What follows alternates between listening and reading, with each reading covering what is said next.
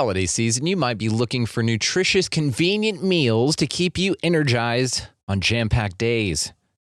Factor, America's #1 ready-to-eat meal delivery service, can help you fuel up for brekkie, lunch, or dinner with chef-prepared, dietitian-approved, ready-to-eat meals delivered straight to your door. They just drop them at your door, people. You'll save time and eat well. You'll stay on track with your healthy lifestyle while taking all of your holiday to-dos in stride with good meals in the tum-tum. If you're too busy with all this stuff, these meals are easy to get done. They taste great. All you've got to do is head over to factormeals.com/expandingreality50 and use code expandingreality50 to get 50% off.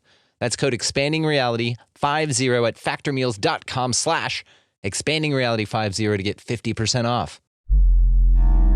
A choice right now, between fear and love. It's just a ride. Out of the dark night of ignorance and into the shining light of truth. Expanding reality. A population of citizens capable of critical thinking. We don't see things as they are, we see them as we are. There's a level of reality where everything dissolves into an ocean of energy. We empower our experience by insisting on our authenticity. That's very profound. Very. Expanding reality. Welcome to Expanding Reality. I am your host, Brandon Thomas. On this one, Caz Clarke. She comes by with her book that she's written called The Pentyrch Incident, and this is over in the UK. It happened on the 26th of February of 2016, so pretty damn recent as far as UFO cases go. This one is fascinating, and that's why the subtitle of the book is called The Greatest UFO Cover-Up of Modern Times. Because it is. It's an incredible case, guys. So I've never heard any UFO case like this. So you definitely stick around. You're going to love it. So all the ways, of course, to find her linked in the show notes. All the ways if you would like to expand your experience with us here on the show as far as socials, merchandise, Rockfin, for premium content, and our premium content. If you want to become an expansive insider, you can do that at expandingrealitypodcast.com, and that is linked in the show notes, so check that out if you fancy. Also down there, make sure that you check out our affiliate links. We've partnered with Food Forest Abundance, so get your freedom from fear on. We know Jim Gale's doing some incredible work over there. The link is down there. Check it out for sure. Also, if you'd like to start your own podcast or your own show, host through who I use, which is Libsyn. They are wonderful. It's linked down there. It's marked Start Your Own Podcast, something like that. Also, if you buy anything on Amazon, anything at all, run it through our affiliate link. It's also down there, so if you're going to buy anything, you might as well help the show, and that's exactly what it does. So check those links out for sure, guys, as well as all the way to find Caz, and unbelievable story. So we're just going to get right to it here. So without any further ado, please welcome Caz Clarke. Ladies and gentlemen, welcoming to the show, we have Caz Clarke hanging out with us. We are going to talk about the Pentyrch Incident, which you wrote an incredible book about. You are the key witness here, so I cannot wait to get into this with you. If you don't mind, for my audience that's unfamiliar with you, do you mind just telling us a little bit about yourself? Okay, well, I'm quite old, so I won't say my name. I'm actually just a family person now since the COVID lockdown. I just take care of my children, so I'm a homemaker. I live in a beautiful place called Pentyrch in South Wales on the top of a mountain. So we have a wonderful view of the countryside all the way around us. And that might tell you a little bit about why it was I was able to see what I saw that night. Yeah, so I'm super curious. So this is a fantastic witness. This is an incredible incident that you've witnessed here. So if you don't mind, let's just launch into it. Tell us what happened the night of February 26th of 2016. Well, it actually started for me just a couple of days before when I noticed a small grey twin propeller plane flying very low over my village. And to begin with, I didn't pay it any attention because we do have an RAF base just 14 miles away from us, and military aircraft do pass through occasionally. And it was the next morning on Wednesday, the 24th, when one of my neighbors had come out of his house and he was cursing, he was effing and blinding because this little plane had kept him awake all night. And so it was then really that we started to notice the behavior of this plane. And it wasn't long before another plane, almost identical to the first, had turned up to take its place, and the first plane left. And it was then all day noticing this plane, and roughly every 15 minutes it would fly over the top of my house, flying in a circular flight pattern. And all Wednesday night, that was all I could hear. And you kind of sit and anticipate when this plane's going to come back. And literally every 15 minutes, this plane was flying over my house. So Wednesday night, I had quite a restless night. Now, between me and my other neighbours, we'd contacted the Ministry of Defence. We were still waiting for an answer. They didn't actually answer us. We contacted the mainstream media, and they didn't seem to know anything either. There were no military exercises listed for these planes, and no NOTAMs had been issued for these aircraft. And because we hadn't received an answer, it was quite clear that these aircraft were watching for something. We didn't know what. In fact, my neighbour David actually thought they were perhaps watching for Russian planes. And I know that sounds outrageous, but it was only the week before that our Royal Air Force had turned away 2 Russian Tu-160 bombers from our airspace. So it was viable. So we decided if they were still here later that we'd go out and watch with them. So I'd lit the fire pit in my garden, and a couple of my neighbours came over, David included, and we stood there and watched this small grey twin propeller plane flying in circles. A bit later that evening, it started to fly in a figure 8 pattern. And so it was crossing over the top of my house roughly every 7 or 8 minutes. It got to about 2 o'clock in the morning on the morning of the 26th of February. And to be quite frank, I was tired, I was cold, nothing seemed to be happening apart from this small aircraft. And I'd said to David, look, I'm going to go in, I've had enough. And so I'd walked to my back door of my house. I literally had my hand on the back door handle to go in when I heard what sounded like a missile coming. So I ran to the back of my garden to see a huge plane fly over the top. I'm not a plane spotter, I didn't know what it was. But as it banked around to the left-hand side, so you could see this mushroom-shaped object on its back. And David immediately exclaimed, that's an E3 Sentry plane. But that still didn't mean anything to me at that time. But this plane started to circle. Not small circles, it took several minutes for it to go around just once. 7 times this plane circled, just this one area. And on the 7th time it went around, one red light became visible high above the trees behind my house. I'd called for Donna, one of my other neighbours who'd been watching with us that night. She'd gone into her house to make us hot drinks. I called again, I didn't get an answer. I shouted for David to follow me, and we jumped over the small wire fence and ran to the 5-bar gate that overlooks the farmland behind me. The gate is about 30 seconds away from us, to get an unobstructed view as to what was going on. David had run into the field, but I called him back because of the military activity. I couldn't think of anything worse than running towards something in the dark at speed if they were hostile. And I didn't want us to appear to be hostile. So we stood by the gate and we watched. And one red light was followed by 2 others. So it was a triangle of red lights, just 3 of them, came in sideways on from my left to my right, appeared, emerged gradually through the space. And then 6 red lights on the near side edge became visible. You could see the outline of this craft. It was a pyramid with a curved bottom. I have to emphasize this. It had a curved bottom to it, turning very, very slowly anti-clockwise. And as it did so, it came down in a pendulum motion.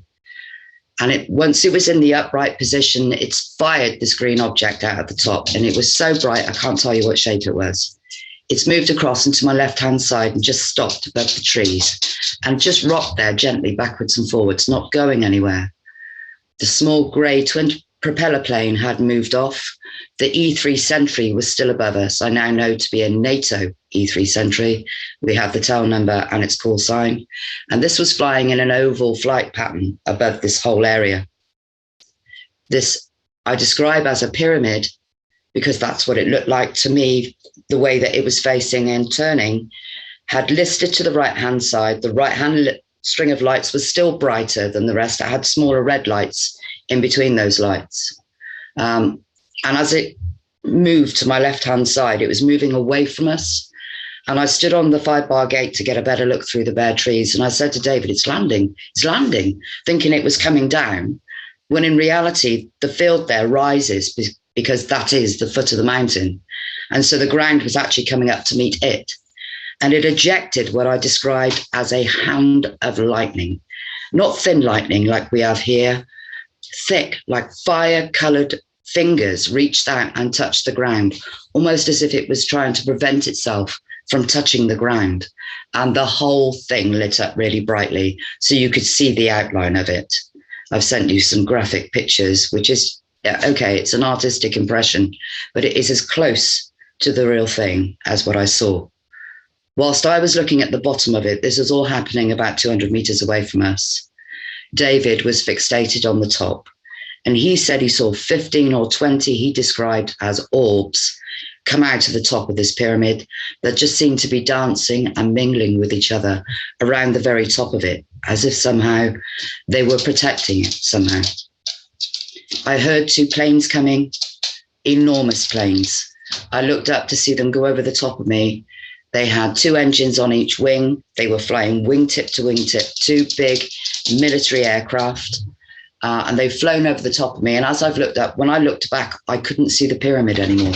That's not to say it wasn't there. I just couldn't see it. The green object is still above the trees to my left-hand side. 2 big C-130 aircraft have moved from my left-hand side. They've come in behind the 2 C-17s that had gone before. And the 2 C-130 took up the 2 outside wide positions. The 2 C-17s were in the middle. And between these 4 aircraft, they took up the entire visible airspace, flying towards where this pyramid was last seen. This green object has moved in a completely straight line across and in front of these 4 aircraft, and then flashed 3 really bright strobes at them and seemed to get it. I described it as being excited. It got excited. It was bouncing and skipping as opposed to moving in a straight line, almost as if it were deliberately trying to draw those aircraft away from the pyramid and the load that it had jettisoned. And I watched this green object skipping in front of these 4 planes, and all of the aircraft were bathed in green light. You see all the outlines of their fuselages and their engines and the wings as these 4 planes moved away into the distance. After that had gone out of sight, the E3 Sentry is still above us. We were approached by 2 barrel-shaped objects. That's the only way I can describe them. They were capped on the top with black caps. They were smooth on the outside, as if they were made of glass, but I don't know because I didn't touch them. They were both red, towel-like red in colour. One moved across and stopped above the hedge about 20 to 30 feet away from us and about 20 feet up. And I was still standing on the gate, and I stared at it just for a few seconds because I wanted the details. I wanted to see. And you could see all the insides moving. I described like white noise on a TV screen, but it was more 3D than that, almost as if it were mixing in on itself, like electricity stirring inside. And then I looked to see where the second one was, and that hadn't stopped. And by that time, that was right above the oak tree, right next to us, right above us. And the only thing I could think to do, because of all the military activity, was to wave. I didn't want them to see us as hostile. And this thing stopped. It changed colour from towel light red to traffic light green. You could see even clearer the insides moving. And this was the most bizarre feeling that I've ever had in my life. I felt it scan me. It was like something had reached in and took the fear away from me, almost euphoric. It was the most bizarre experience I've ever had in my life, but the feeling was so peaceful. That's the only way I can describe it. After the scan, I heard a voice, and it did say, "Tell the world what you witnessed here." And I just said, I will. And this green barrel has moved away to my right-hand side above the rooftops. The red barrel that had remained sentry the whole time started to move away to my left-hand side and low across the fields, and I watched it until I couldn't see it anymore. The E3 sentry was still above us. David had said he saw 15 or 20 of these objects. So we walked down to what we call the second field, where this pyramid had come in, because it didn't come down from outer space. This thing came through the space. It was slippery and even underfoot. And even though we had nearly a full moon that night, in the shadow of the hedgerows and the trees, it was pitch black. You couldn't see the floor. Our phones didn't work. And I have to admit that at the time that I watched the pyramid come in, I didn't even think about filming it. My cognitive function completely ceased. I stood there in complete shock and awe of what I was seeing. It was only when the barrels came towards us that I reached to my pocket for my phone, and my phone was completely dead. And I know that it wasn't. David's phone was completely fried. It wouldn't even switch on at all. We'd walk down to the second field to see if we could see any more of these objects. The E3 sentry followed us. And what I mean by that is it maintained this oval flight pattern the whole time. And when we moved, that oval flight pattern moved with us. And when we came back, that oval flight pattern came back and followed us back to my home. When we got back to my house, you'd have thought we would sit there and talk frantically about this, but David was almost catatonic. He sat in my armchair next to the window and stared into the abyss, trying to make sense of everything that had just happened. I felt I was frantic almost. I needed to tell someone, anyone that would know what to do with this information, because I wasn't a ufologist. I'm still not, I wasn't a member of any groups. I didn't know who to speak to about this. David went home. I went to my bedroom, not that I could sleep, and I heard an enormous explosion. This is no small explosion. This was 5 miles away, and we heard it here. I forgot to tell you that the Apache helicopters came from my left-hand side in the direction of where the green barrel had gone. The first green object had gone before, almost as if it were on an interception course with it. I knew in my heart they'd shot at that object, and I wanted to know. I needed to find out what had happened to it. The same morning, it was about 8 a.m., David was frantically knocking on my front door. I don't think I got any sleep at all. He came in to show me this cover story that the mainstream media had put out, that there was how helicopters had kept parts of South Wales awake in this exercise. Well, I didn't know you weren't supposed to talk about UFOs. So I immediately launched into a comment and said, well, I can categorically assure you that was no exercise.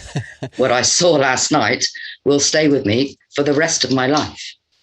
What they were chasing were not planes, and I'll take a lie detector for anyone, anywhere. And there were 2 debunkers on there that tried to belittle what it was that I'd said, tried to make a joke of it. One of them called themselves the Smoking Man, and the other one called himself Agent Fox Mulder. Both of which used fake Facebook profiles. These profiles don't exist. So the military were at the ground level, at community level, from the off. Well, because of the comment that I'd made, other people had made comments also regarding the explosions and where these explosions had occurred. And it happened that these explosions were over Hunterston Common. So that was my starting point, if you like, at the other end, because I wanted to know what had happened to this green object. And we'd gone to Hunterston Common, and all of the metal that had been on the common for years, an old bike and bits of old car and, a fridge over there, for possibly a decade, had all been neatly picked up and stacked along the roadside. It was clear that the military had conducted a meticulous metal search on the common in the early hours of the morning over people's homes. Well, we stopped and talked to 2 people walking their dog, bearing in mind this is the morning after the night before. Had they seen or heard anything? They told me that the explosion was in the air, and the second explosion sounded like something had hit the ground in Smilog Woods. Well, because I wasn't from the area, I said, well, where's Smilog Woods? And I felt really stupid when they pointed to this enormous wooded hill that rises behind the Royal Glamorgan Hospital. Well, when you look at Smilog Woods from the common side, it looks like a giant W, but the right-hand valley is lower than the left. And if, as I believe, it's true that they fired upon the Green Barrel over Llantrisant Common and it was losing altitude, you want to make that right-hand valley to clear the mountain. But unfortunately for them, whoever they were, there's another hill that rises on the other side. So we immediately went to Smilog Woods, and because I knew the trajectory of the green object, it wasn't long before we found the debris trail. We now know that there were 2 incidents that happened in the woods that night, but that's a recent thing that's come to light. And I only looked for the one because I only knew about the Green Barrel. So we followed, it wasn't long before we found the debris trail. And initially the branches were quite small. This is Forestry Commission woodland. There are no branches on the lower parts of the trees. Only really in the top 12 or 16 feet of the tree is there any green at all. As you got further into the woods, so the branches became bigger, cascaded left and right of us in a perfectly straight line. We got further into the woods and the entire canopies were out of the trees, completely gone, all laid on the floor, as far as the eye can see. Well, Stephen, the friend that was with me, I mean, we were quite exhausted because this is quite a steep hill. Decided that we would go back and tell the others, Donna and David, more specifically, what we'd found. I needed a drink, and we made a plan to go up the very next morning, take cameras with us and follow this debris trail through to its end, because I wanted to find the impact crater. I wanted to know. I didn't know there would be a big investigation, but I'm glad there's been one. And that's exactly what we did. We went up the morning of the 27th. My hair had turned completely white, which is a little bit shocking when I got up to clean my teeth in the morning and looked in the mirror and saw that my hair was white, completely all over. It was a little bit shocking, but in a way, I quite liked it. But I was more excited to actually go to the woods and find this impact crater. And the plan was hatched. We left at 9 o'clock in the morning. We actually started from where Stephen and I had left off the day before and continued. It wasn't hard to see this debris trail by now. There were 60-foot trees that were snapped mid-trunk, 12, 14-inch thick trunks just snapped, exploded. These trees had distended almost like they'd exploded from the inside. And we followed the debris trail through to its end. And instead of finding the huge impact crater that I expected to find, what we actually found were a group of trees at 20 feet in the air. These were 60-foot trees, 20 feet in the air. They'd been snapped off in mid-trunk. And there were a group, I think 6 or 8 of them, and white burn marks and scuff marks on all the surrounding trees that had been left standing. For every tree that green object hit, it slowed down. So it didn't actually impact the ground. We know the military were there.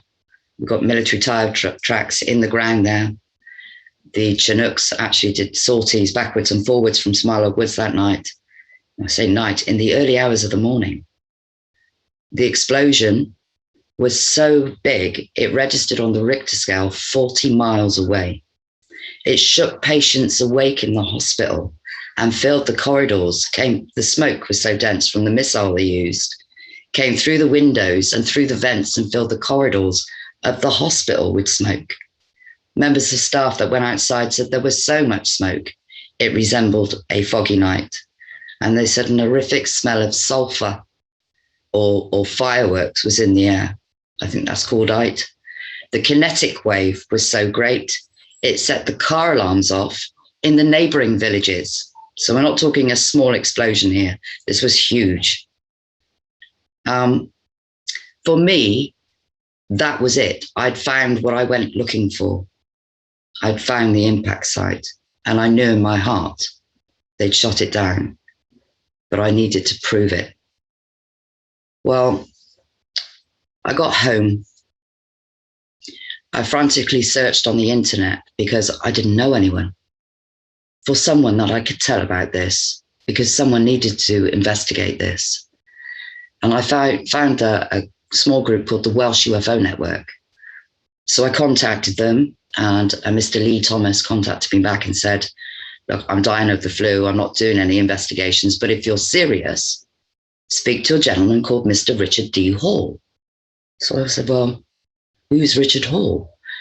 Because I didn't know. And he's a very respected alternative investigative reporter, and apparently the best. And I needed the best. And he just happened to be doing a conference in Merthyr Tydfil that very Sunday night on the 28th. And I decided there and then that was it. I was going to go and see Richard. I didn't know what he looked like, nothing. I didn't know how I was going to get to speak to him, but I had to tell him. I went to his conference. I didn't even know what it was about.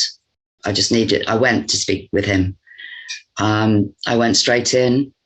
He was there still setting up.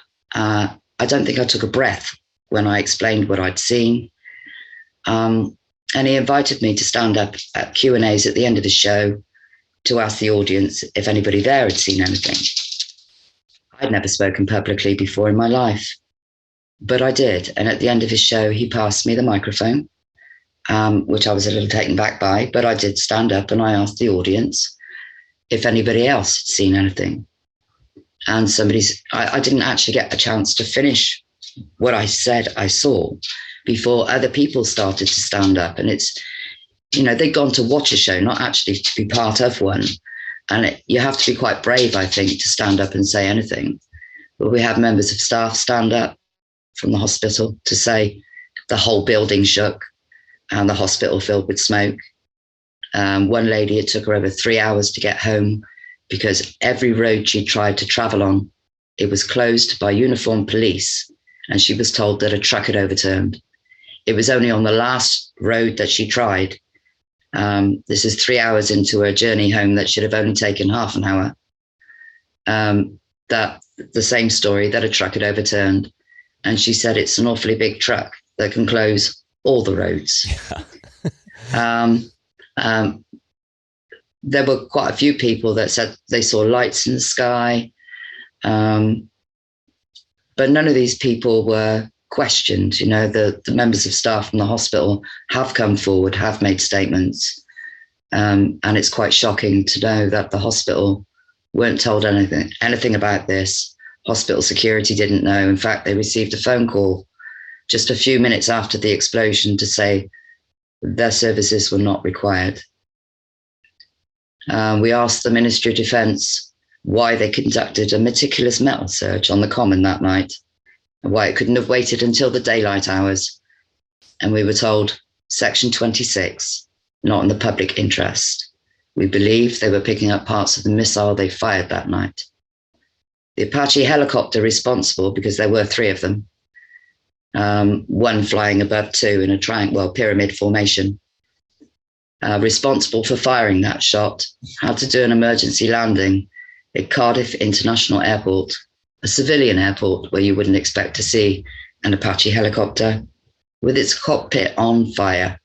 This is a tank in the air. One of our best gunships had to do a full-scale emergency landing just moments after the explosion. We believe it was caught in its own kinetic wave, but that's to be proven. Shortly after the event, we had some very strange men and women come and camp in the fields behind my house. I've been here 25 years, and we've never had anyone camp in the fields behind my house. And I didn't actually know that they were there initially because they camped behind the thicket of trees that the bright green object was skipping above. So you can't actually see them from the gateway.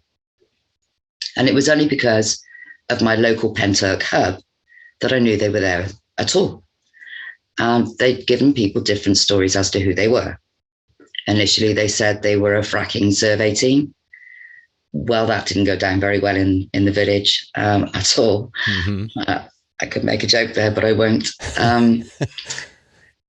And somebody else had been told that they were a mobile phone company that called themselves Vodafone. Well, this tweaked my curiosity because, why would they give different stories to people? I wanted to know who they were. So Stephen, my friend, has come over I didn't want to go alone, and we took my little dog that you can probably hear making noises in the background here, over to the field to see what was going on. And as we approached the gate where we'd viewed all of this from, 2 soldiers were walking towards us, wearing digital camouflage, carrying guns that did not have yellow caps in the end. These guns had never been dragged around on exercise anywhere. They looked brand new, like they'd been stripped and oiled that morning. And I mean, brand new. They said to me in rather an Etonian middle-class English accent, "We're doing a military exercise down in the fields for an emergency situation. Should you see anything funny going on?" Okay. So I said, "Well, you need guns for that, do you?" Well, the answer was yes, we do. I said, "Well, why are you hiding them?" "And we don't want to upset the locals." Well, who am I then? You know? Again, we asked the Ministry of Defence why they were carrying guns. Section 26, not in the public interest. It's very much in the public interest. My children play out there, you know. So we walked down the trail a bit further and into the field where they were camped. And I took some covert photographs of their campsite. And if it weren't for the photographs I took of their campsite, there'd be no evidence to say they were ever here. No planning permission was ever granted for any change of use of the land. And any privately owned company, including Vodafone, would have had planning permission. Well, initially we started to walk around the outside of the field, and I said to Stephen, I want to get closer. So we've cut across the field, and as we did so, a big dog's come running out of one of the tents. And I asked Stephen to pick my little dog up because I didn't want her to get bitten. And I now know to be some kind of pit bull type breed. And it started to circle us. And I could see 2 men in camp. One was seated and one was standing. And I shouted to them, "You're no country boys, are you? You know, put your dog on a lead. This is nearly lambing season. Farmer's got a shotgun and he's not afraid to use it." Well, he's called his dog back instantly and the dog's gone instantly. But I had an answer, what? You know, and that was my in, if you like. I wanted to get closer and find out who these people were. So I've walked right up the middle of their camp to where these 2 people were. The man seated was in his 60s. He had silver hair in a DA type style with half moon gold glasses, operating. It wasn't a laptop. It was 1.5 times the size of a laptop. And it was in a steel case. And he used 2 hands to close the lid of that case as I approached. And I asked them who they were. The response was, "Who are you?" I said, "Well, I'm a local resident." So I asked them again, "Who are you?" "Oh, we're Vodafone doing field research." Okay. They wouldn't answer any questions. They didn't want me there. So I've walked back to my house and Donna's come out to say, "Well, who are these people?" I said, "Well, they said they're Vodafone, but they also said they were doing a military exercise. You know, within 10 minutes, we've been given 2 different stories." So with that, she wasn't happy with that. So she's gone, taken my dog again and run off down the trail with the dog to where the people were working in the fields. They were searching the field where the pyramid came in, wearing white forensic suits and those blue cover shoes on their feet with the hoods up. And if anybody walked past them, they would all stop what they were doing, stand up and stare at you until you were out of sight. They didn't want you to see what they were doing. They were operating one of those large, I call it a laptop, but it wasn't. So they were operating one of those in the field. And right at the end of the trail, they had a Jeep parked up, but a blue tarpaulin up, so you couldn't see what they were doing. But they had another one of those devices with a small rotating satellite dish next to it. A very small one, you know. Donna got close enough to them to hear what they were saying. Hurry up, find it. They were looking for something specific. She took photographs and she managed to capture some photographs of them working in the fields using ground penetrating radar. What was that about? So I'd spoken to some friends. I said, "You need to come down and see these people, see what's going on." Stephen's got a night vision camera. He said, "I'll come over and we'll skywatch." So that's great. So we set the camera up by the gate, and I could see the one man that had the dog earlier snapping those night lights, the sticks, the glow sticks, and putting them around the campsite. I don't know where the rest of the team were, whether they were out being debriefed somewhere, but he saw us. So he came over to ask us what we were doing. So I said, well, we're sky watching. And he said, we asked him who he was. He told us that he was security for the camp. So I said, well, are you here because of the UFO? And he was, oh no, we don't know anything about that. So he was answering me in the plural. You don't talk about yourself in the plural. He wouldn't answer any questions about it, and he didn't ask anything about it either, which I found extremely odd. Yeah. So after about 5 minutes, the rest of the group had come back. He'd opened the gate for them to come through in their jeeps and vans and things, and he went back to the campsite with them. A couple of moments later, he's come back. Will you be here for long? I said, well, I will be here for as long as the sky is clear. He said, well, my commanding officer is not going to like that. So I looked at my friends. I said, I didn't know Vodafone had a commanding officer, because they're supposed to be. Anyway, for the benefit of the other people that were there, friends of mine, I said, can you tell me why it was you were searching the fields wearing white paper suits? He said, oh, we were looking for mock mines. I said, you often send civilians wearing paper suits to find mines. I said, it's a sure way to find them, Yeah. He didn't have a sense of humor either. So he's gone back to get his commanding officer. And his commanding officer was quite a broad, stocky, angry man. You're trespassing. I said, no, that's a public footpath. He went, no. He said, that's a public footpath, and pointed to it. I said, you're joking. I said, that's 12 feet away. The only thing the country code desires me to do is close the gates and take my rubbish home. Have you got any identification? I said, I don't need to show you anything. And this is the moment that I realized I had post-traumatic stress, that my emotions were erratic. And I went from 0 to 100. I said, listen, we fought 2 world wars, so we'd have the right to be free. I said, as long as I'm not breaking the law or hurting anybody, I said, I got a goddamn right to be here. And I shouted it in his face, and he was quite taken back. And he just said, oh, I admire your passion. It's a passion. I said, it's my right as a free human being. But he didn't say anything after that. He's turned and gone back with the first guy to the camp. We all looked at each other. We were trying to work, we'd all had these ideas, were they a team building exercise for some private company, everything was going on. But then the moment they said, I'm going to go and get my commanding officer, I knew they were military. But it wasn't long before the storm clouds rolled in and we had to go, and it absolutely hammered down that night. But by the next morning, they were gone. We asked the Ministry of Defence, who were these people in the fields? And the Ministry of Defence told us that they held no information within the scope of our request. So we asked them what they were doing in the fields. And they answered Section 26, not in the public interest. Well, that answered our first question, because only the military can hide behind Section 26. So then we asked them why they lied about their identity. Well, they skirted over that question initially, so we had to resubmit it. So we asked them again, why did you lie about who you were if this was just a military exercise? Again, Section 26, not in the public interest.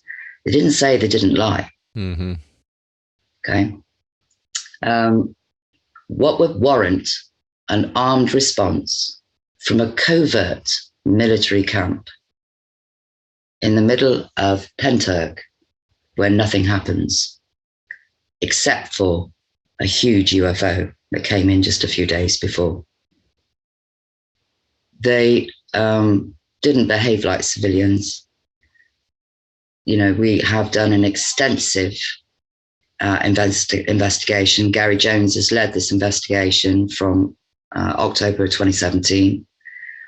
The EMF testing that he did in the field where the pyramid came in was still there 20 months after the event, was still harmful to human beings, and the area was a dead zone. And what I mean by that is, investigators that have come here, all of the photographs they've taken in that area have not come out. People have come here to film, and they may have 6 seconds of recording, and then everything is blank. The EMF trail runs for over 1,000 meters, and 20 months after the event was still harmful to human beings. The highest readings were where this hand of lightning came from this craft. And I'd explained to Gary Jones where this craft had come in and how it had moved before he did any testing at all. And the trail fits exactly. And from that, I felt quite vindicated, actually, that he'd found the evidence, or some evidence, we've been looking for. It was impossible to do consecutive testing on consecutive days because members of the team were made physically ill from being in there. Radiation was also found there. I can't tell you what the readings were, but it did find beta radiation, which is quite harmful. The testing at the crash site also measured high doses of EMF readings. And the most unusual thing that I haven't mentioned yet is it was snowing in the field where this pyramid emerged, just in the one field, not in the surrounding fields. I felt like a child standing on the edge of one field, watching the snow fall in front of me, but not on me. And we walked the perimeter of that field. It wasn't snowing anywhere else, just there. And it was also snowing at the crash site and nowhere else on a clear day. The sky was blue, and yet it was snowing. First of all, this is one of the most fascinating accounts I've ever heard in my entire life. And you are a phenomenal witness because you have such a wonderful eye for detail and on recounting the story. So, of course, I have a million questions, but let's kind of work our way backwards. So I'm curious about the snow. Did you guys ever take any samples of that and have it tested? No, I wish. I mean, hindsight is a wonderful thing. I went for my own curiosity. I wasn't a ufologist. I just went because I wanted to know. If I knew what was expected of an investigation, I'd have taken samples of everything, but I didn't. I just went to see, if that makes sense. It wasn't like proper snow. It had a bit more resistance to it than normal snow. And what I mean by that, it resembled a hailstone, but it was made of snow, but it was spongy almost and would eventually dissolve, but not immediately. It was bizarre. I mean, the whole thing was bizarre, but the snow was, I'd never seen anything like it. And did it snow evenly across the field, or was there an area where snow didn't touch at all? And the reason I ask this is because in some, actually, and quite often in crop circle cases, we've had a guy named Gary King on, and he talked about this, where it'll snow in a field after a crop circle's been there, and it's been mowed, it's been harvested, so now the snow comes, so it's just an empty field basically. But what's interesting about it is the snow will fall all over the field, but it stays out of the pattern or melts super quick, depending on how you look at it, to where it reveals the pattern underneath that. And even crop circles will last, or the residue from crop circles will last years. And so the same one will be overlaid over another one, kind of. So that's what I was asking. I mean, it's interesting, the part about the snow, but also the beta radiation that you talked about. There's another case in your country where that happened, and it's the Rendlesham Forest case. And this is what happened. Jim Penniston, we just had him on, and he was talking about this beta radiation specifically that doesn't last long. It's not super harmful, but it does give this sphere of influence effect, as he called it, where it made him feel like he was walking in waist-deep water, and real fatigued and all that kind of stuff. So mirroring similar symptoms as to what you guys experienced. And it's just interesting. Same thing, though, also. He had a triangle-shaped craft, definitely not a pyramid, let's say. But the parallels between this and the Rendlesham Forest case, as far as the residue, as far as the military involvement, these things are very interesting. So whenever it snowed, how long did it last in the field before it melted? I'm just curious. The snow incident is very interesting to me. Okay. As far as I'm aware, it snowed for the one day. Just the one day. Didn't really settle. It fell off your clothes like balls, like it did resemble those polystyrene balls that you get in those bean bags. very much like that, with that spongy texture to it. It did feel like there was something still there. Donna, when we went over to the field, was afraid, and she was actually frozen to the spot and actually called for us to go and get her because she was afraid to move. She said it felt like there was something either above her or right next to her. And the snow seemed to be cascading, almost as if there were an umbrella that you couldn't see. And there was an area of the field that was warmer than everywhere else, almost like the heat from an engine. It was warm. It was bizarre. That's the only description that I can give of that field. And the magnetic pull was different as well. There was a magnetic flux there. If you held a compass true north whilst you were standing in my house, if you move into my kitchen and into my dining room, the needle swung towards the field when north's over there, you know. That was the only other strange thing. A huge investigation has gone on since. It's been 6 years on the 26th. The investigation is not over. We've had some new and compelling information that's just come through that we are investigating at present that's going to blow the lid off this case. Enormous. This is going to change the world for real. I don't know if you've read the book, all of the information in there, including the weather conditions. There were no conditions for snow. The Forestry Commission actually felled the trees that were damaged leading into the crash site. And the explanation they gave was that it was larch disease, which would have been a great excuse to the layman. But because we knew what had happened, they actually said that they'd received a plant health notice to fell these trees.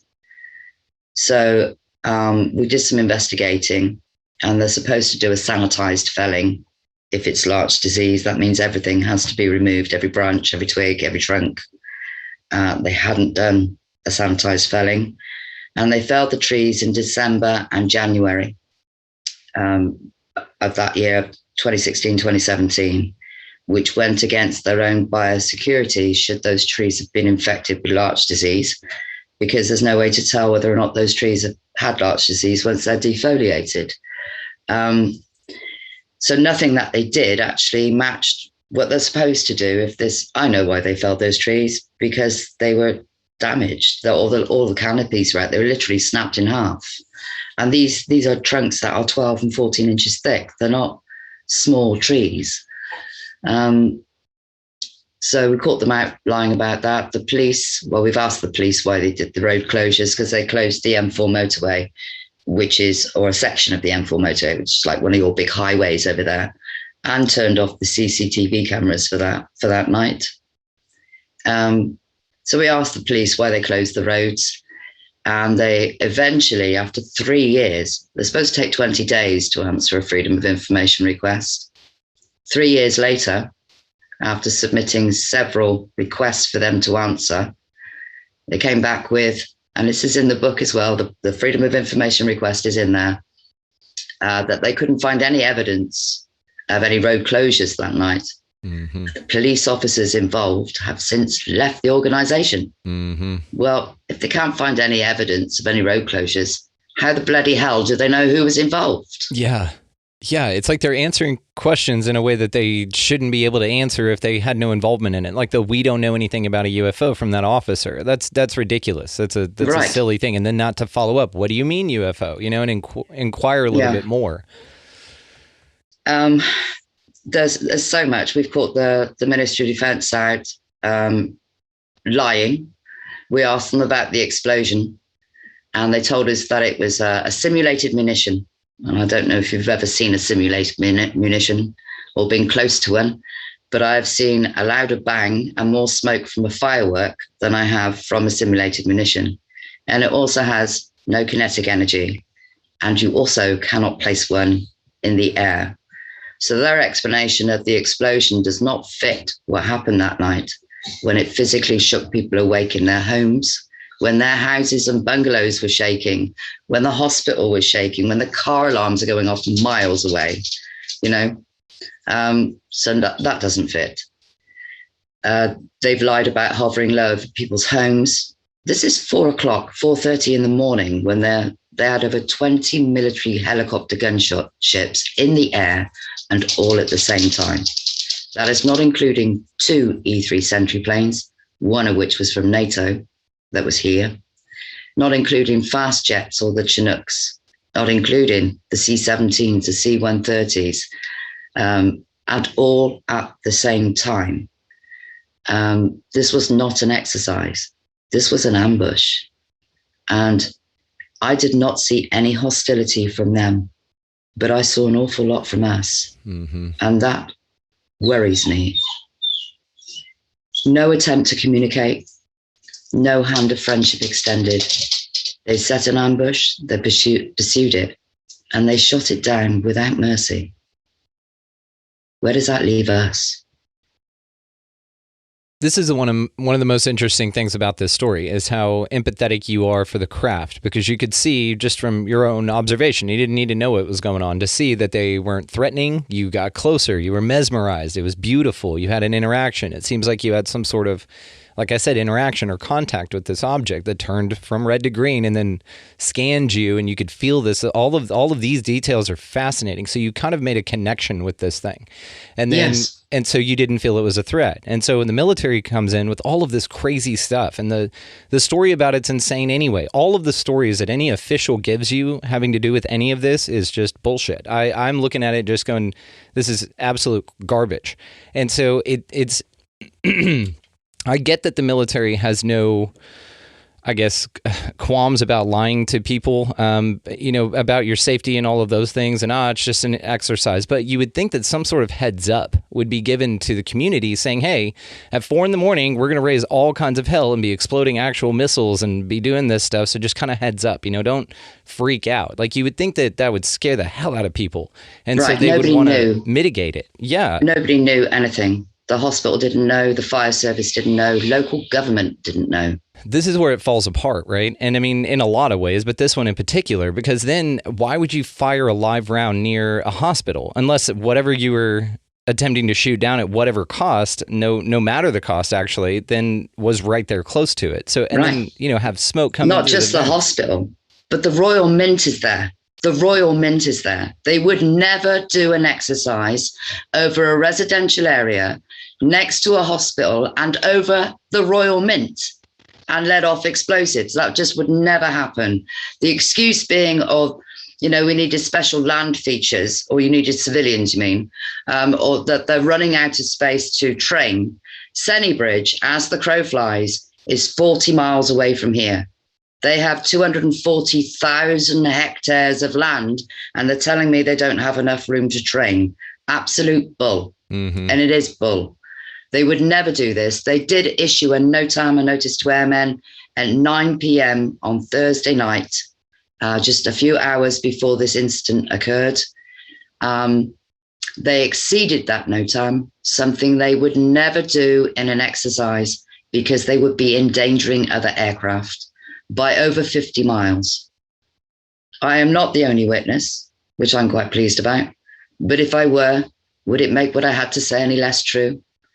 I took a polygraph test, or actually 3 polygraph tests, with the leading forensic polygraph examiner in this country, Carrie Austin, with the Lafayette 5000, the most up-to-date, state-of-the-art equipment anywhere in the world. The US police use it. The federal and state Canadian government use it. Our government use it. Carrie Austin works for the government, and I passed 3 times to prove what I said I saw was real. This was real. You can't, some people would say, oh, well, if you believe it enough, you can fool a lie detector. That's really worked out for a lot of criminals in America, I have to say. Another way to fool a lie detector is if you're telling the truth about what you saw. Of course. Yeah. Well, I was, and I am. There's a lot of things. Everything for the 5-year investigation is covered in the book, including all of the Freedom of Information requests, including all of the lies and contradictions that we've been told by the Ministry of Defence and the RAF. It took the RAF 38 months to even acknowledge that the planes that were here beforehand were here at all. When we asked the Ministry of Defence about the aircraft, they said they held no information. That was a lie. 38 months, and we did eventually get an answer from RAF Northwood, which is the RAF headquarters, and we had a Section 26, not in the public interest. No exercise has ever been listed for those aircraft. No NOTAMs were ever issued for those aircraft, and they were here for 3 days and 3 nights continuously. The military that came and camped behind my house, no exercise was ever listed, ever. It was a covert operation, and if it was covert, it was real. What isn't even a good covert operation? It's almost like what in the Monty Python is going on here? You know, because it's that you'll ask a question, hey, you're standing right there. No, I'm not. Yeah, you are. You're right here. You're wearing military uniforms. There's a gun. No, it isn't. Like there's just this obvious discord to exactly what you're observing. Almost like they're trying to convince you or glam you into not believing what you saw, or that no, you didn't see anything. Like they're just horrible Jedis. They're like, you didn't see anything. And you did, clearly. You're like, yeah, it's right there. No, it wasn't. It's just an odd reaction that so many things occurred that any one they could point to and say, yeah, this is what happened. But to wipe it clean completely is so interesting. I mean, it's so ridiculous. It's like I said, it's buffoonish. And well, most people are accepting of what they are told, and they will not critically question what is going on. You know, as I say, other residents were told that they were a fracking survey team. Nobody questioned it or investigated that. Others were told that they were Vodafone, but nobody checked to see if they had permission to be there. We did.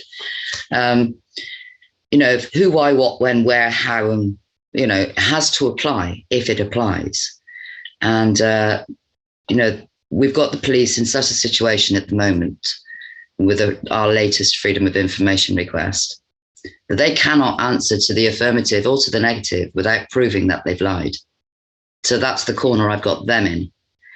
And I'm not giving up on them, because if they don't answer me, I'm going to write to the commissioner and hold them in contempt. And that's contempt of court. They think they are the law.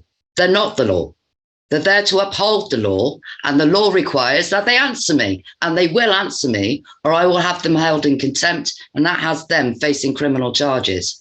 So they best answer me, but they can't. And that's the problem, because they think they're so clever and they think they are the law. They're not. They think they can hide behind the law, where the law requires them to answer me. So best they do. Good for you, you warrior goddess. I love this. You got me all fired up. I'm all about this. I am fired up. You know, that with the information that we've had that's come to light by professionals and recently, I can't go into. But if this gets proven to be true, what they have, that's all I'm going to say, the lid is going to get blown clean off this case, and it will be undeniable. That's how big this new information is. It's going to be undeniable, irrefutable. Well, I know you can't discuss it here because it's not closed yet. So you're not to a point where we can talk about that yet. So we're definitely going to have you on for an update. Now, your book, of course, is going to be linked down in the show notes for sure, guys. All the ways to find your website as well. Fantastic website. There's a great interview with you up there and just some awesome information. So, of course, all of those ways, guys, is going to be linked down in the show notes. Check this case out. It is fascinating. Get the book. It's unbelievable. I'm also going to be putting some pictures, you know, in the video and stuff like that throughout that you've sent in the artist recreation of these barrels that you were talking about. You sent me all that stuff. It's incredible. And the trees lopped off, the military camp, all of it's wonderful. So I'll definitely include all of that in this video throughout. So for the audio only audience, check the show notes for expandingrealitypodcast.com, and that's where the video will be located, or over on YouTube. All of it's linked in the show notes, just for reference here, guys. So I wanted to ask you about if you guys were able to get a hold of any radar information. Yes. We have the radar returns for the ZZ-418 Beechcraft aircraft that was here for 3 days and 3 nights with its partner plane ZG-996, which was an Army Corps aircraft. Again, these are reconnaissance and surveillance aircraft. And what's happened during this investigation is we've outed their project called iStar. They're now actually using fast jets. iStar is where the satellites are monitoring for a frequency, because it was always the question, how did the military know that they were coming? The military, for the last 30 years that I know of, have been monitoring for a frequency, and they're using the satellites to do that. The satellites send the information to the E3 sentry planes. The E3 sentry planes send that information to the reconnaissance and surveillance aircraft that come down to ground level, if you like, to pinpoint where that frequency is strongest. And that's what they did. And they've been doing that for the best part of 30 years until now, until we outed their little project. And now they're using fast jets. I don't know what this frequency is. Mr. Ross Coulthard was the gentleman, a respected Australian journalist that was kind enough to leak that information. And that is exactly what they've been doing. And that's why GPS and Galileo are linked, and why they take up the Western world, really. They tell you a lot more than where you are. You know, satellite navigation is just one thing that they do.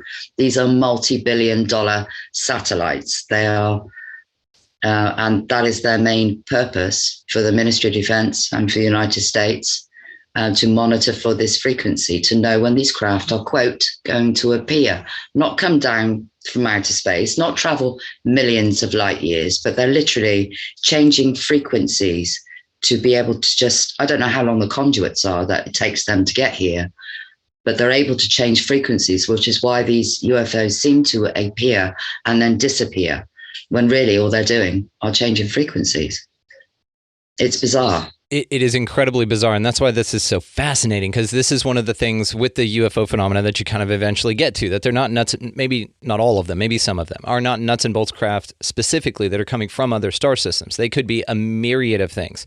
And one of the things that's very interesting is how you described it, especially in your account, but now as well, how it phased into reality, how it just sort of didn't come from outer space, but it came through space, which is very interesting. It came through a veil into our world. There was no distortion in the air like you see on all the big movies. There was no sound, nothing. It was like approaching a vehicle in fog, you know, and you see some lights, and then as you get closer, you see more lights, you know. That's what it was like, but red lights, and it literally emerged through the space.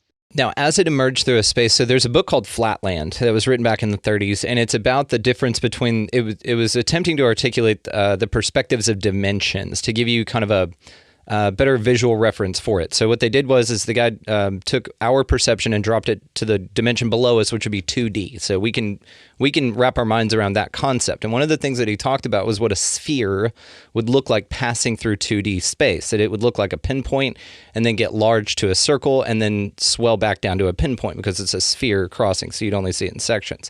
It sounds like this is kind of what happened. It's like that it phased into our reality through a way where it appeared, but as it appeared, it got bigger and you could see more of it. So it's, you know, a pinpoint of it came at you, and then as it emerged through the space and materialized in this dimension, if that's what occurred, we're just using these words, this vernacular for visual reference here, but as it appeared, it seemed to get larger, just increase in size, and more lights appeared, but it's just because perhaps that you were able to view it because now it was crossing into our reality or dimension or whatever.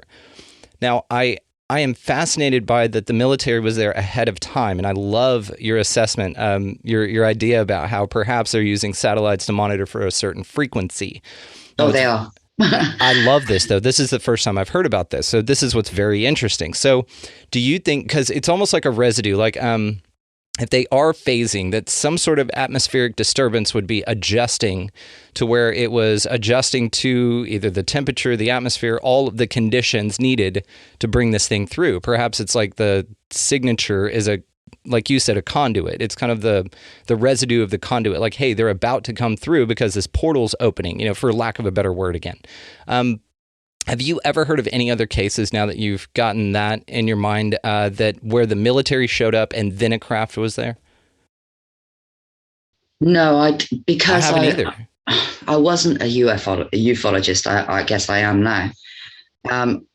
I was sure that somebody else in the world would have seen something that I've seen, would have known what it was that I've seen. But to find out that no one had, it was quite shocking. Certainly the resonance or the frequency in that field had changed because it was snowing. Yes. The frequency at the crash site had changed because it was snowing on a clear sky, clear blue skies with the sun shining. It was snowing. I mean, this alteration to your reality, how jarring was this for you? Initially, I didn't quite realize how much. I do know that I had PTSD from it. I've lost some friends through it just because I was so emotionally unstable, I think. I was erratic. I didn't know where it was coming from. It had changed me as a person. I didn't like it. It's taken me nearly 6 years to come back down to earth, if you like, to get used to the fact that this has happened. This was real. I'm vindicated through the investigation that's gone on. There are photographs, but I've not been allowed to have them to authenticate them. There is a video that exists that I know of, but I've not seen it. Again, I've been excluded, which is a little bit strange. I don't see the point of standalone evidence when that could, again, blow the lid off this case. The physical evidence that we are finding now is phenomenal, and it's going to change the world. This is undeniable, what we are finding now. I'm so excited by it, I can't tell you. But it has changed me. I know they've lied to us now. It challenged everything I thought I knew and believed, and understood, because I didn't understand what was going on. I stood there in complete shock and awe of what I was witnessing. There was no military exercise listed. A lot of people would say, oh, it's Exercise Chameleon. That was for the week before. Check the dates. Exercise Chameleon was for the week before in Durham, 310 miles away. No mention of South Wales. No mention of low-level flying, let alone at night and over people's houses. Hundreds of people called the police that night because they had no clue what was going on. Yeah. These are normal people. They had no clue. They try to muddy the waters because they do counterterrorism exercises after the event and they issue people letters. So when people look back, they go, oh, yeah, we had a letter. No, you didn't, not for that night. I've caught them out deliberately trying to mix exercises with what happened that night. And the dates are not the same, one happened in February, one happened in June. It's a few months apart. But I know because I saw it, and I'm thankfully not the only witness. We have witnesses in Bettis and Bridgend that saw a cluster of green lights being pursued by military jets and helicopters, because they had helicopters 20 miles all the way around us. And so it didn't matter in which direction these barrel objects went. They would be met by military helicopters. I'm saddened to hear from witnesses when they tell me that one of these green barrels tried to hide in the field next to their house, tried to hide. Does that sound hostile to you? No. Whilst the military helicopters are sweeping backwards and forwards across the field looking for it. And once they were almost upon it, it's jumped up and run for its life. So the military have literally herded these things together. Some other people have said to me, well, why didn't they shoot up into space? Perhaps we presume too much. Perhaps they couldn't do that. They traveled here in another vehicle. And they were peaceful. And yet we shoot them down. It's just so wrong. I view this. Oh, please go ahead. We're not even supposed to know these things exist. That's the point. How deep have the military got us in that we now require an armed space force? What have they done? There's a lot of angles that we could take with that, as far as PSYOP, as far as they're just doing it to distract. This could be. You said the Royal Mint was right by there, right where they shot this thing. Have you thought that maybe it's some sort of Ocean's 15, and they were robbing the Mint, and this was all just a distraction? Well, we've spoken to the Royal Mint. We sent them a Freedom of Information request, and they told us that they received a phone call from the Welsh Extremist Counter-Terrorism Unit to say that this was an exercise and not to worry. Well, the Welsh Extremist Counter-Terrorism Unit, we wrote to the Home Office to find out who these people were. because they can hide behind Section 26. They seem to be in charge of our military and our police force, are a privately owned company, can never be subjected to an FOI. That can't be right. They are the men in black. Yeah. In this country, in South Wales, that's who they are. The Welsh Extremist Counter-Terrorism Unit. Really.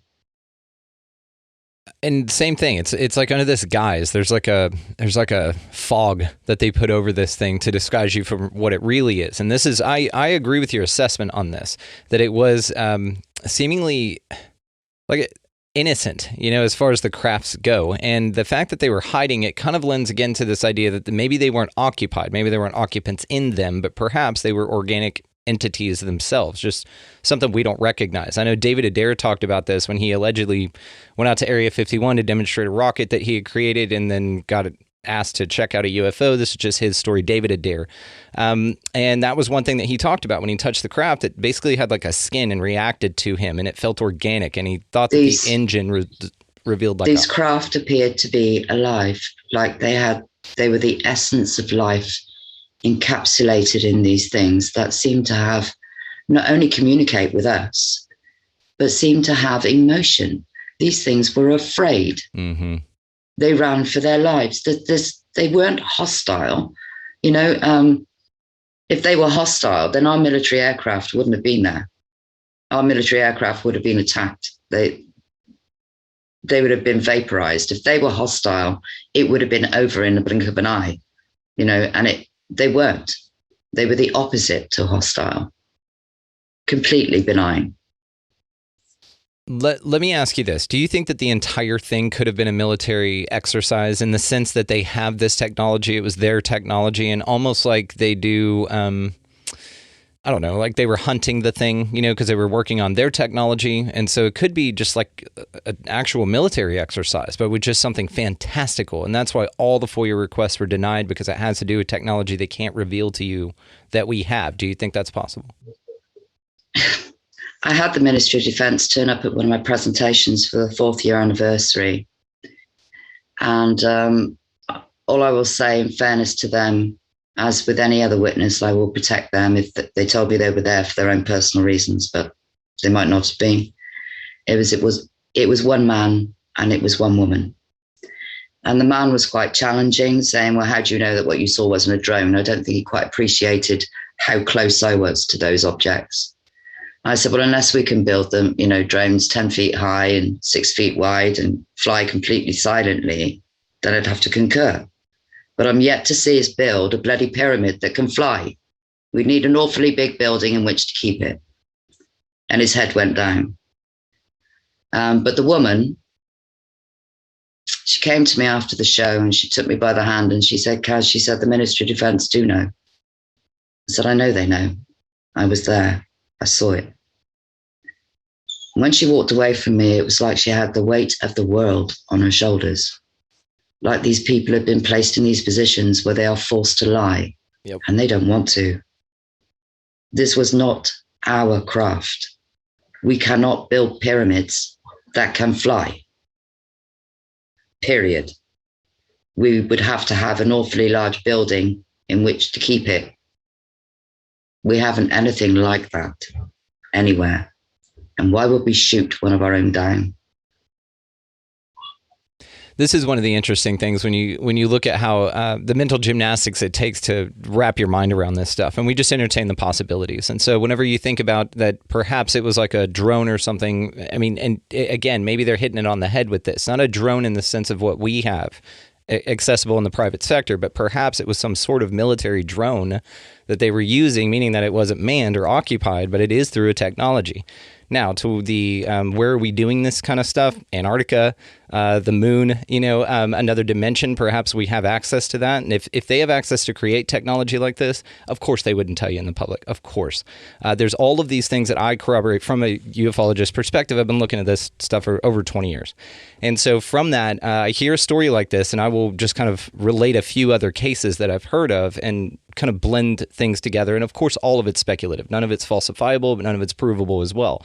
But it is one of the things that we talk about. Now, there's a few quotes that, and a few things that lead me to ask these types of questions. And because of somebody like Ben Rich, who was the head of Lockheed Skunk Works, and he said back in the 60s or 70s that they had the ability to take ET home and come back. And anything you see on Star Trek and Star Wars, they can already do. And they're 50 years beyond that. So these kind of quotes from official deep military involved type folks are the reason that I ask questions like that. It's because of course, they wouldn't want you to know that we have this. Of course, they wouldn't want you to know that those TR-3B triangle craft, which is what, as you were first describing it, if I hadn't heard the account already, that it was way more pyramid-like. When you said 3 lights in a triangle formation, I'm thinking TR-3B. That's been reported to be a military craft with blueprints and eyewitnesses. Yeah, all it's of been that declassified, but this those first 3 lights were just the very pinnacle, right, of the very top of this craft. That wasn't the craft, and the lights didn't split. It just emerged. I'm yet to see us be able to travel interdimensionally. Yeah, of course. I mean, in the public sector, absolutely. This is the thing, right? And so that's why it makes it so fantastical. And this is another reason people say that, this breakaway civilization stuff that started allegedly back in the 1800s with the Sonora Aero Club, and then with, Marconi and this breakaway idea that there's this civilization that went out. Nazi technology is even wrapped up in this, so it gets very convoluted. But there are several reports of people saying that we, as human beings, possess technology way better and way more fantastical. Some people have also argued that there's no such thing as aliens and UFOs, that it's all our stuff that they're just not telling you about for whatever reason. Now, I'm not in that camp. Again, we just talk about the ideas. So I can't wait to hear the rest of your story. So I'm really excited for you to get to a point to where, and you just let me know. We'll get you in as soon as possible to update this thing, because that's fantastic. The tests are ongoing right now. I'm waiting for the reports to come back. It's going to blow the lid clean off this. That's all I'm going to say, because we haven't got anything that can do this. It's amazing. Well, I can't wait to hear the rest of it. Your amazing book, of course, is going to be linked down in the show notes. Caz Clarke, I can't thank you enough for your time. This has been incredible. We'll cap it here, but you're welcome back anytime, and I can't wait to hear the rest of this story. So fantastic. Thank you so much for having me. Thank you so much, guys, for listening. That is easily one of the most fascinating cases I've ever heard of. Like I said, leaves way more questions and answers, and there's more to the story. So as soon as she can reveal that stuff, we're going to have her back so that we can discuss it further. In the meantime, make sure that you check out this case. Her book, The Pentyrch Incident, the greatest UFO cover-up of modern times, is linked down in the show notes, as well as her comprehensive website that she has dedicated to this incident 100%. It's fascinating, guys. So all the ways also, if you would like to expand your experience with us here on the show, you can do that through expandingrealitypodcast.com, linked down in the show notes.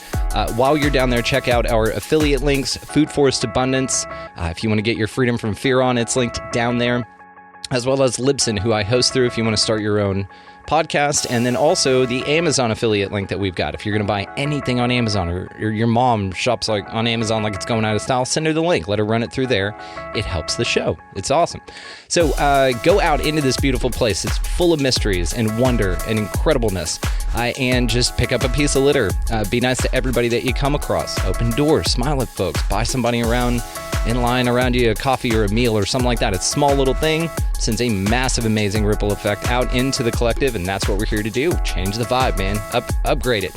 So while you're doing that, of course, get out of that left-hand lane. It's a pain in the ass. You got somebody behind you wanting to pass, just move on over. It's not hard. They'll be by in a second, and then you can go camp back over there. Above all and anything else, guys, go out into this beautiful place, whatever the hell it is, and y'all just be good to one another. Thank you so much for listening, and we'll see you next time.